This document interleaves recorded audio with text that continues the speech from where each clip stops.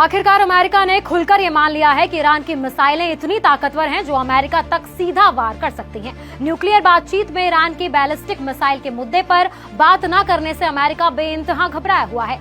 उसे अब डर सता रहा है कि ईरान के मिसाइल प्रोग्राम को रोका नहीं गया तो ईरान की हाइपरसोनिक मिसाइलें इजराइल के जैसे अमेरिका में भी दंदनाती हुई घुस जाएंगी और बड़ी तबाही मचा देंगी। ये बड़ा कबूलनामा हाल ही में अमेरिकी लीडरशिप की तरफ से हुआ है, जिसमें अमेरिकी सदर डोनाल्ड ट्रंप ने खुले तौर पर यह बात कही है कि ईरानी मिसाइलें यूरोप और विदेशों में हमारे बेस के लिए खतरा बन सकती हैं और उनकी मिसाइलें जल्द ही अमेरिका तक भी पहुंच जाएंगी। ये बयान उस देश के लीडर का है जो खुद को सुपर पावर कहता है और जिसने अपनी सबसे खतरनाक मिलिट्री ईरान के खिलाफ तैनात की है।